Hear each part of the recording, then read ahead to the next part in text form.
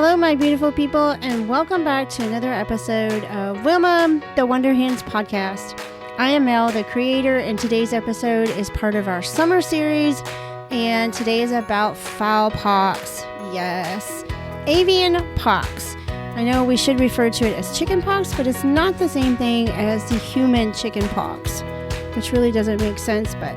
And let's get over our disclaimers. One, you'll probably hear Miss Pumpkin in the background. She is currently sitting on a dozen quail eggs, and she is quite mean and ornery. You may also hear Paul, which was formerly known as Polly Pocket, my quail. That is a lone quail that is our pet that is inside the house. Paul, or Polly, has started crowing, so we know for a fact that it is in fact a rooster. I am also not a veterinarian, nor do I play one on this podcast. So whatever information I share with you is going to be through the scientific area of the interwebs, which is like mercvet.com, Poultry DMV. I will also be referencing some of Gail Damero's book, the Chicken Health Handbook, and my own firsthand experience because the heifer farm has had in the past fowl pox, the dry kind.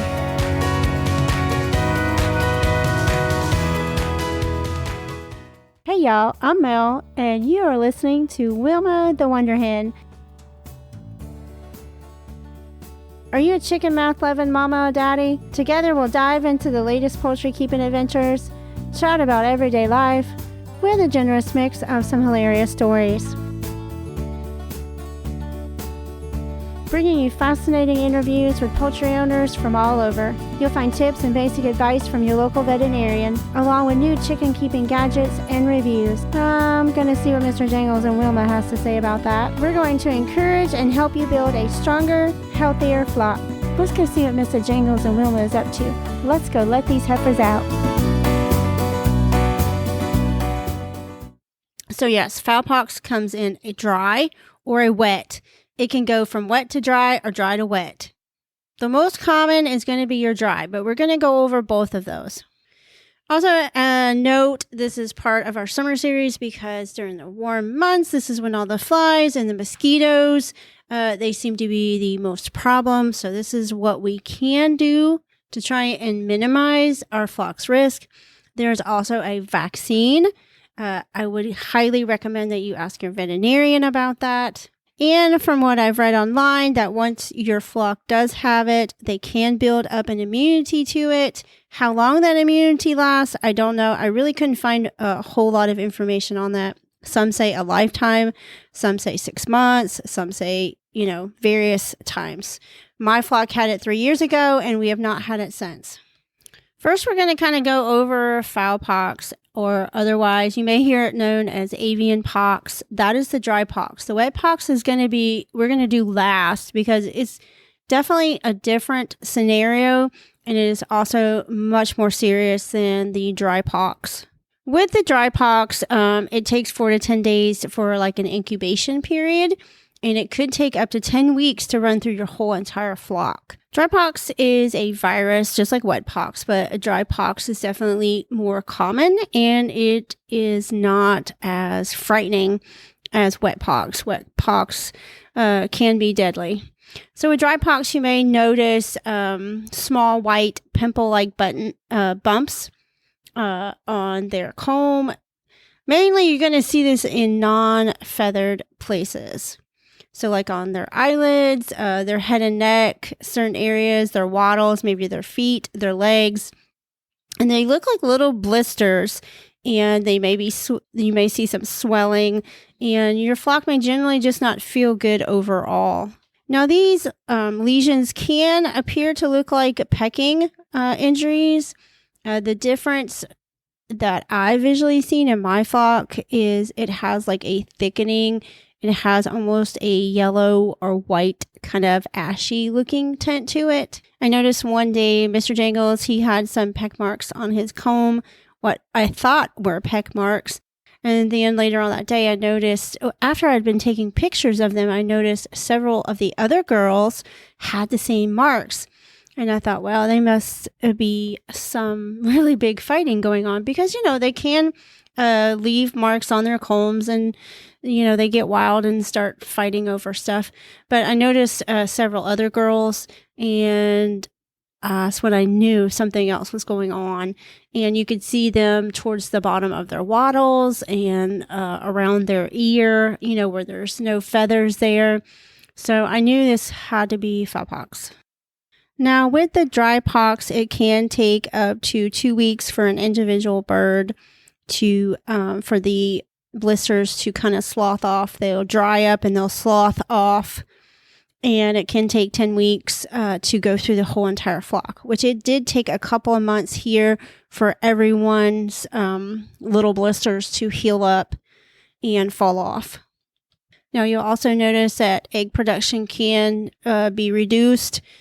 It's a virus, so if you have a virus, your body naturally is just trying to fight it off, and you don't feel good. So in laying hens, that's the first thing that's going to kind of slack off. Now with dry pox, the most important part is you want to keep those lesions clean, and you want to keep them treated. You can use diluted betadine, you can use saline solution.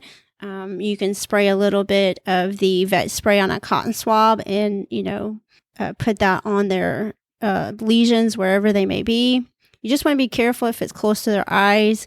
Obviously you don't want to be putting betadine in your bird's eye. Now, if you have access to a veterinarian, I'd definitely call them, and this is when they can discuss with you about giving a vaccine. I do not know anything about buying a vaccine. There is lots of information online about obtaining that vaccine, but the vaccine has to be done in a very particular way. So like I said, there is a vaccine, but I personally would speak to a professional on it, maybe a professional breeder, maybe, someone who has a lot of experience with these vaccines. And with dry pox, you don't want it to turn into wet pox. So this is where you want to be extra clean. You want to make sure that all the waterers are cleaned. I would clean my waterers daily with a solution of vinegar and water. I would keep their area clean.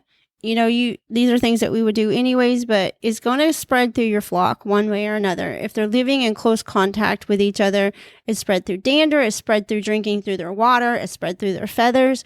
So if you have one that is looking particularly sick, and this is where dry pox can turn into wet pox, I would definitely separate this one. Wet pox is when it starts to become a respiratory issue. Thankfully, all of mine just went through the regular dry pox. Nobody appeared to have any type of respiratory illness, so we are very grateful for that. I did keep their lesions very, very clean. Now, this virus can survive for months through dander and feathers. So after the dry pox ran its course here, I completely cleaned out everything. I cleaned out all their bedding. Like I said, we kept the waters extra clean. I made sure everything was cleaned so that to help, reduce the chances of it staying longer here. Keeping up with all of that was super important. Moving on to wet pox. That's what we're going to take the majority of the time on this podcast because it is the variety of pox that is definitely more deadly. It's something that you want to pay really close attention to. That's why it's important to keep those lesions clean. Pay very, very close attention to see if any type of respiratory issue starts to develop along with the lesions. Moving on to wet pox, which is also known as fowl diphtheria. It is an upper respiratory virus. The incubation time is the same, 4 to 10 days. It could take 2 weeks to 10 weeks to run through your entire flock. You'll notice with wet pox, they still will have those lesions. They will have nasal discharge. There will be a decrease in egg production, which just means your hens are just not feeling good. You could notice weight loss, definitely lethargy.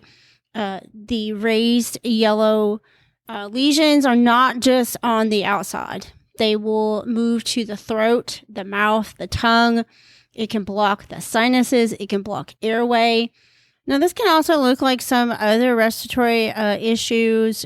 Also, the cheesy-like material inside of their mouth. This can resemble canker. Now, the dry pox can turn into a secondary infection like wet pox. Their lesions can turn into a bacterial infection, and this is where antibiotics would be used. If you see a member of your flock that is suffering from the wet pox, I would definitely isolate this bird. Now, with dry pox, you can just let it run through your flock unless you have one that is really, struggling with it.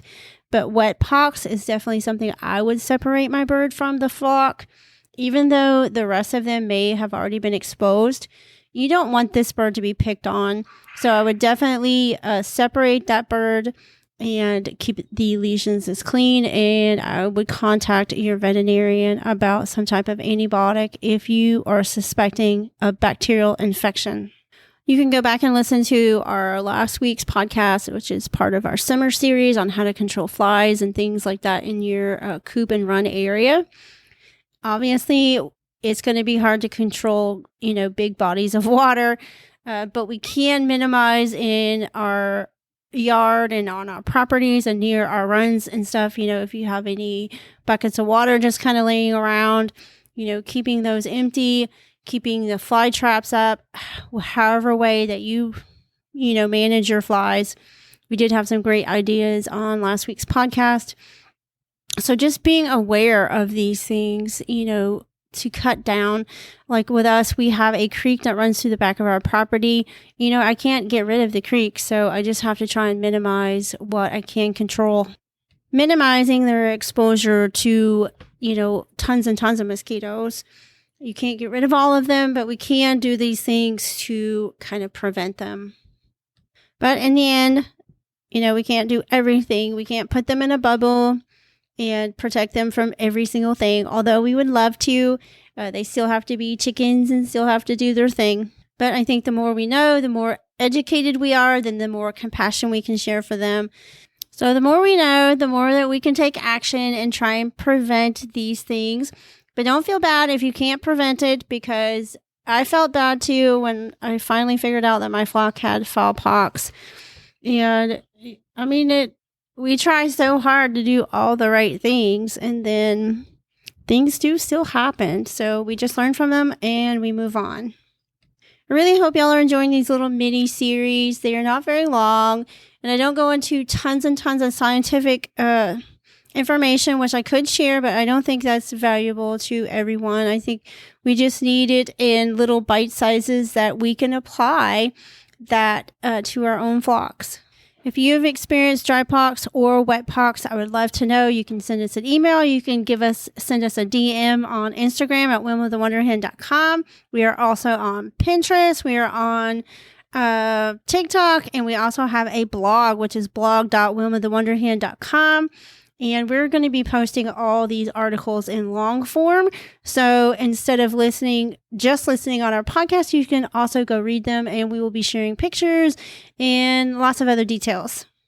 We would appreciate it if you would leave us a review or share this with a friend. It does help us immensely, and it means a whole lot to us. And until next time, y'all. Bye, y'all. I'm Mel, and you are listening to Wilma the Wonder Hen.